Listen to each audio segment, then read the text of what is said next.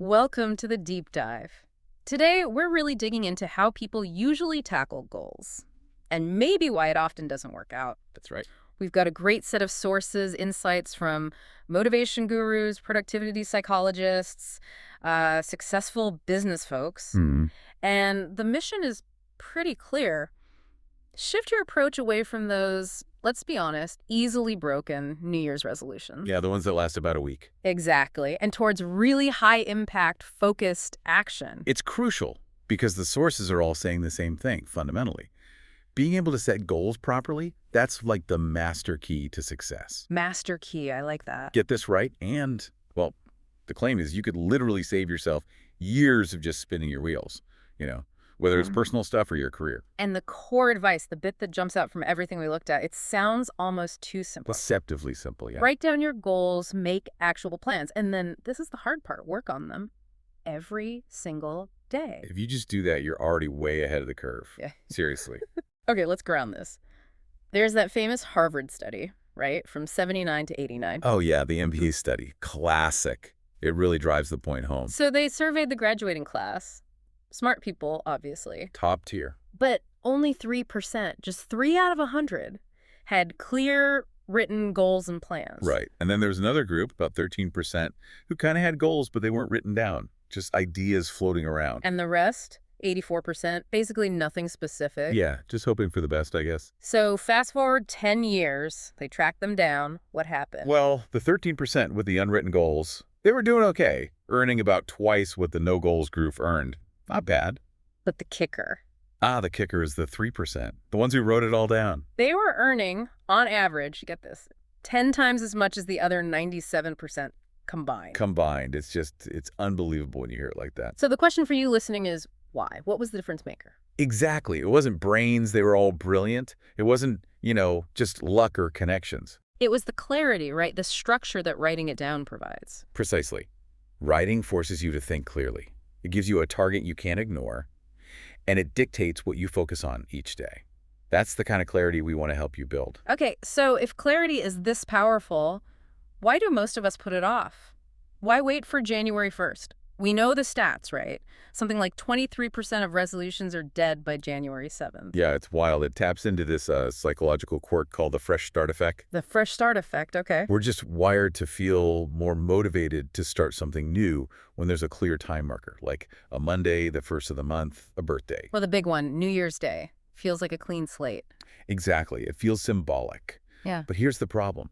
Waiting for that specific landmark, January 1st, the sources suggest it's actually a massive waste of really valuable time. A waste? How so? Well, think about it. Right now, the start of Q4, October. It's actually kind of an optimal sleeper month for making changes. A few reasons. One, it's a natural time boundary, the start of a new quarter. Two, it's a 90-day countdown to the year's end. That creates a natural sense of urgency. Ah, like a deadline approaching. Right. It triggers something called the goal gradient hypothesis.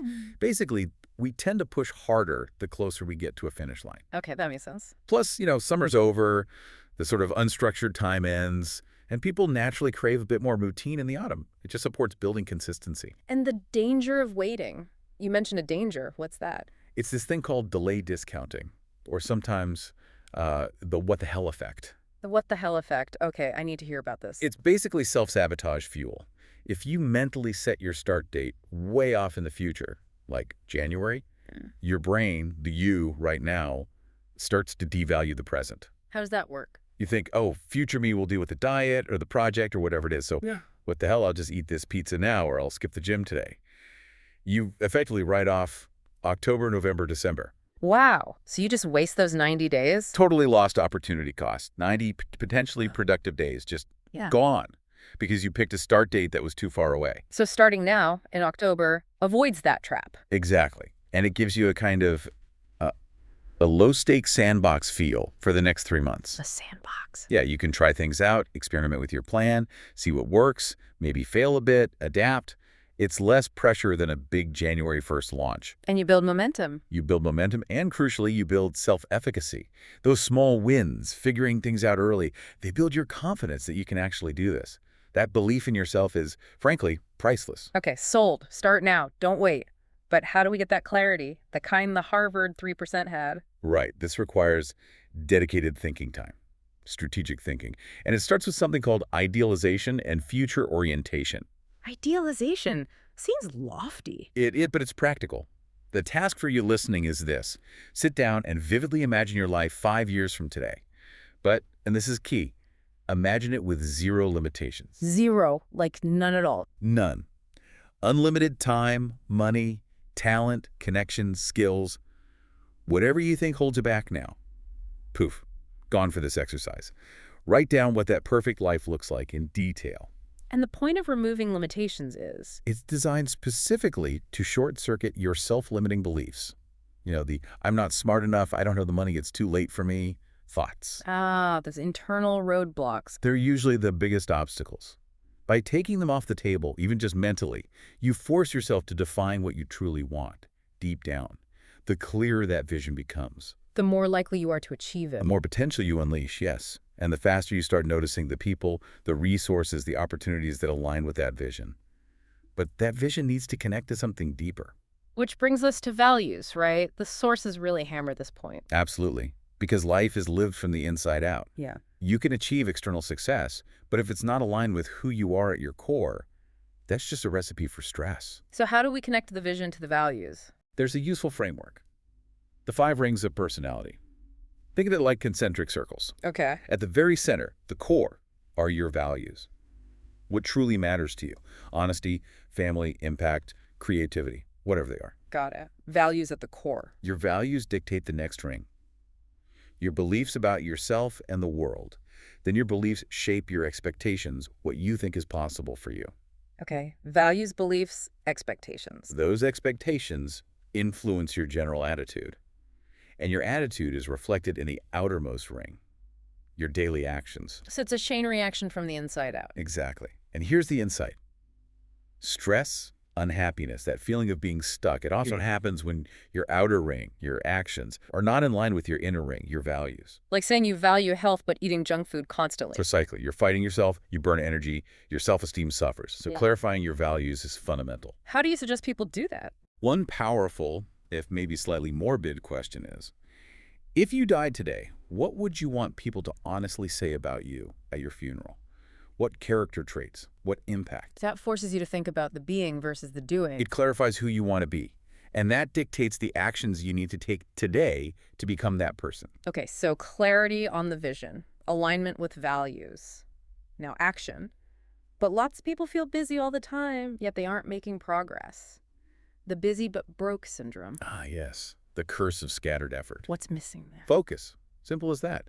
Think about a magnifying glass in the sun. Okay. The sun's energy is immense, right? But diffuse. You can't start a fire just by holding paper in the sunlight. Right. You need the magnifying glass to concentrate that light into one tiny, intense point.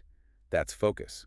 Without it, nothing ignites. And this lack of focus often comes down to a misunderstanding of what strategy really means. It really does. In essence, strategy, whether in business or life, is about the prioritization of limited resources against unlimited options. Limited resources, time, energy, money. Exactly. And unlimited options. There are always a million things you could be doing. Strategy is about choosing what you won't do as much as what you will do. It reminds me of the origin of the word priority. Oh, this is interesting, right? Yeah. Apparently, it used to be singular, prioritas, meaning the one first thing, the main thing. Just one. And now we talk about priorities, plural. Which, if you think about it, means you have no real priority. If everything is important, nothing is. It's like trying to throw 4 parties at once. None of them really get going. You know, you dilute your energy. Commitment means choosing one party and making it great. So commitment is cutting off the alternatives. Yeah. Deciding. The root of decide means to cut off. Exactly. You have to ask yourself, based on that ideal vision and those core values, what is the single activity that, if I absolutely nailed it right now, would give me the most leverage, would move me furthest, fastest? Find the one thing. Find the one thing. And then you have to brace yourself, because making that change isn't free. Ah, the cost of change. What's that about? Any significant shift you make, implementing a new system, changing a major habit, pivoting your focus, it comes with an initial dip, a cost. A dip in what? Productivity. Usually, yeah. Productivity, efficiency.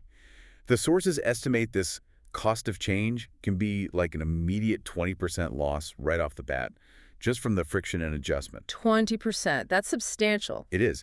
And knowing that helps you filter opportunities.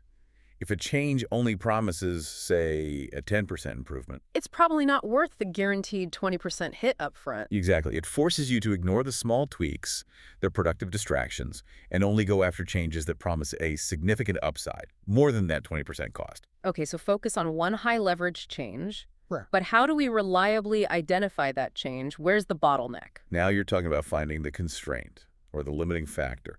This is the core idea from the theory of constraints. Theory of constraints. The idea is simple. Between where you are now and your goal, there's always one primary thing holding you back.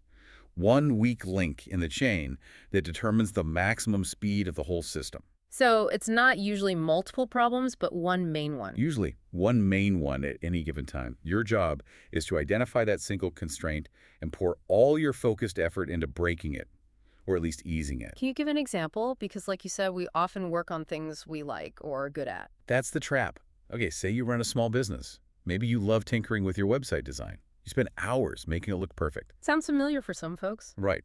But if your actual constraint, the real bottleneck, is that your sales process is broken, or your lead generation is pathetic, or your customer service response time is terrible, then tweaking the website design is pointless. it's a productive distraction. Feels like work, but it's not addressing the thing that's actually limiting your growth. The advice here is stark. If a metric is already okay, maybe at or above industry average. Leave it alone. Stop optimizing things that are already good enough. Yes. Focus on the constraint. And here's the rub. The constraint is almost always the thing you don't like doing, or the thing you kind of, well, suck at. The uncomfortable truth. That's where the real leverage is hidden. You have to lean into the discomfort. Okay, so identify the constraint, commit to tackling it despite the cost and discomfort. How do we maintain that focus daily? How do we program ourselves for success? This is where daily reinforcement comes in. A powerful tool is the 3P goal formula. 3P. Okay, what are the Ps? They stand for positive, present, and personal. Right. Positive, present, personal. Break that down. Okay, positive, frame your goal in terms of what you want to achieve, or B, not what you want to avoid. So instead of, I will stop eating junk food, it's, I eat healthy and nutritious food. Or, I am a non-smoker, not I will quit smoking. Got it. Focus on the desired state. Exactly. Second P, present tense. State the goal as if it's already true now. Not I will earn $100,000, but I earn $100,000 per year. Why present tense? It tells your subconscious mind that this is current reality, not some far-off wish. It eliminates that mental distance. Okay. And the third P? Personal. Every goal statement must start with I. Take ownership. I achieve my sales targets. I maintain my ideal weight. I complete my projects ahead of schedule. It puts you in the driver's seat. I earn, I achieve, I am. Positive, present, personal. That's the formula. And the real power comes from writing these 3P goals down consistently. Every day. Ideally, yes. Rewrite them every morning, maybe again every evening. This isn't just wishful thinking. How is it different? Repetition transforms your mindset. It moves you from positive thinking, which can be kind of passive, like hoping, to positive knowing. A deep, unshakable conviction that this is happening. And how does that work psychologically? Well, it engages your subconscious mind, primes your brain's reticular activating system. Basically, it makes you automatically notice things in your environment. People, opportunities, resources that align with your goals, things you would have completely missed otherwise. So it's like tuning your brain to the right frequency. That's a great way to put it. It's where serendipity and synchronicity seem to come from. Your clarity makes you receptive to the chances that are already there. Okay, let's tie this all together then. The big takeaways from this deep dive. First, start now. Leverage this Q4 period. Don't fall into the January trap. Use the sandbox. Right. Second, get absolutely crystal clear on that ideal future vision, no limits. Then connect that vision back to your core values. Ensure alignment. That's crucial for avoiding burnout. Then identify your single biggest priority right now by finding the main constraint, the bottleneck. Yes, the one thing. And commit to tackling that, even if it's uncomfortable. Accept the cost of change. And finally, execute daily. Use that 3P formula: positive, present, personal, and write those goals down every day to build that positive knowing. And remember, expect setbacks. Failure isn't final. It's just feedback. It's an opportunity to, as they say, intelligently begin again. Persistence is key. It comes back to courage, doesn't it? It does. Mark Twain had a great quote: "Courage is resistance to fear, mastery of fear, not absence of fear. You don't wait until you're not scared." You act despite the fear. Exactly. And the amazing thing is, when you consistently confront the thing you fear, maybe it's making sales calls, maybe it's public speaking, whatever your constraint is, the fear actually shrinks and your confidence grows in its place. So maybe the final thought for everyone listening is this. The challenge isn't really about learning more information. We often know what to do. Yeah, the knowledge is usually out there. The real question is, do you have the self-discipline, the courage to act consistently on what you already know? Because breakthroughs don't happen in the comfort zone. They happen just past the point where everything inside you is screaming, quit. That's the edge you need to push through. Resolve to be the one who pushes through. Write it down. Start today. Absolutely. Thanks for joining us for this deep dive.